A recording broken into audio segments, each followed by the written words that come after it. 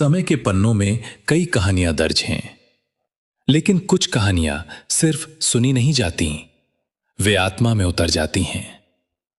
ये कहानी है आर्यन की।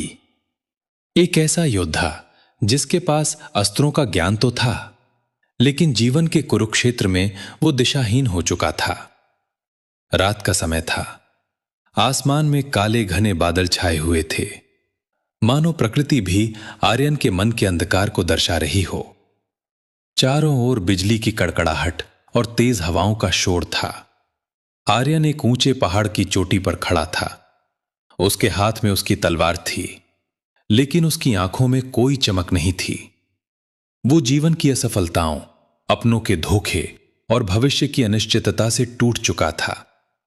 उसे लगता था कि उसका संघर्ष व्यर्थ है। क्या यही मेरा भाग्य है? उसने आसमान की ओर देखते हुए चीख कर कहा। इतने परिश्रम, इतनी निष्ठा के बाद भी मुझे केवल निराशा ही क्यों मिली? मेरे कर्मों का फल कहां है? उसकी आवाज तूफान में कहीं खो गई। उसे लगा कि उसका अंत करीब है। वो अपनी तलवार फेंककर हार मान लेना चाहता था।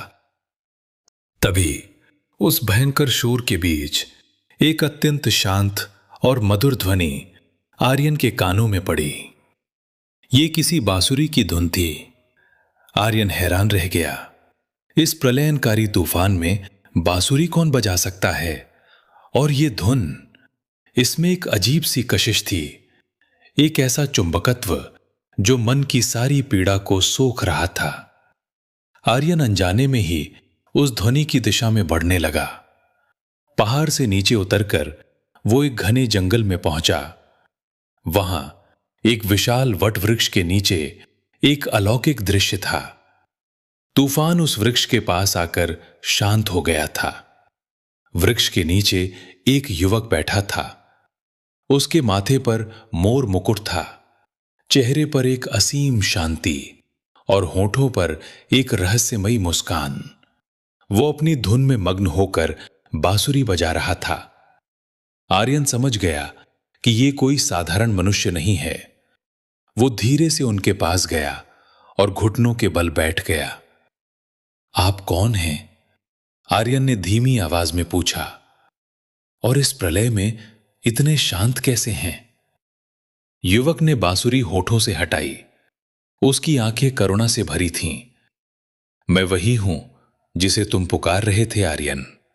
मैं वो हूं जो हर शुरुआत में है और हर अंत में। लोग मुझे माधव कहते हैं। आर्यन की आंखों से आंसू छलक पड़े। हे माधव, यदि आप सब जानते हैं तो बताइए कि मेरे जीवन में इतना अंधकार क्यों है? मैंने हमेशा धर्म के पथ पर चलने का प्रयास किया, लेकिन मुझे केवल असफलता मिली। मेरा विश्वास टूट चुका है। श्री कृष्ण मुस्कुराए। उनकी मुस्कान में ब्रह्मांड का सारा ज्ञान छिपा था। पार्थ, कृष्ण ने गहरी और शांत आवाज में कहा, तुमने कर्म तो किया, लेकिन उस कर्म को अपनी इच्छाओं की बेड़ियों में बांध दिया। तुम उस पेड़ की तरह हो जो फल तो देता है, लेकिन इस शर्त पर कि उन फलों को केवल वही चखेगा जिसे वो चाहता है। जब हवाएं उन फलों को गिरा देती हैं तो पेड़ रोने लगता है। आर्यन ने भ्रमित होकर पूछा, तो क्या मनुष्य को सफलता की आशा नहीं करनी चाहिए? क्या बिना किसी लक्ष्य के कर्म करना मूर्खता नहीं है? कृष्ण ने आर्यन के कंधे पर हाथ रखा। उनका स्पर्श मात्र आर्यन के शरीर में एक नई ऊर्जा भर रहा था। लक्ष्य होना आवश्यक है आर्यन, लेकिन जब वो लक्ष्य तुम्हारी शांति को भंग करने लगे, जब सफलता और असफलता तुम्हारे मन के संतुलन को बिगाड़ने लगें, तो समझ लो कि तुम मार्ग भटक गए हो। तुम्हारा अधिकार केवल कर्म करने पर है, उसके फलों पर नहीं। जब तुम फल की चिंता छोड़कर अपना 100% देकर कर्म करते हो, तब वो कर्म योग बन जाता है। लेकिन मेरे शत्रु, मेरे अपने ही लोग मेरे मार्ग में बाधा डालते हैं। उनके छल कपट का मैं कैसे सामना करूं? आर्यन ने अपनी पीड़ा व्यक्त की। कृष्ण ने आसमान की ओर इशारा किया, जहां बादलों के बीच से चांद की हल्की सी रोशनी छन कर आ रही थी। बाहरी शत्रु तुम्हें तब तक नहीं हरा सकते जब तक तुम्हारे भीतर का शत्रु, तुम्हारी शंका और तुम्हारा भय तुम्हें न हरा दे। संसार एक दर्पण है। यदि तुम भीतर से टूटे हुए हो तो तुम्हें हर जगह निराशा ही दिखेगी। उठो, अपने अस्त्र उठाओ। यह युद्ध तुम्हें किसी और से नहीं, अपने ही भीतर के अंधकार से लड़ना है। तुम्हें अपने विचारों का सेनापति बनना होगा। याद रखो, कृष्ण की आवाज अब एक शंखनाद की तरह गूंज रही थी। जो व्यक्ति विपरीत परिस्थितियों में भी अपना धैर्य नहीं खोता, जो मोह और अहंकार से मुक्त होकर अपने कर्तव्य का पालन करता है, उसके लिए मैं स्वयं सारथी बन जाता हूं। मैं तुम्हारे हर उस प्रयास में हूं जो शुद्ध मन से किया गया हो। श्री कृष्ण के इन वचनों ने आर्यन के भीतर सोई हुई चेतना को झकझोर कर रख दिया। उसे ऐसा लगा मानो किसी ने उसकी आंखों से भ्रम की पट्टी खोल दी हो। उसे समझ आ गया कि उसकी असली ताकत उसके भीतर ही मौजूद है। मुझे क्षमा करे प्रभु, आर्यन ने हाथ जोड़कर कहा। मैं मोह में अंधा हो गया था। अब मैं समझ गया हूं कि मेरा धर्म क्या है। मैं अब परिणाम के भय से नहीं, बल्कि अपने कर्तव्य के प्रेम से कर्म करूंगा।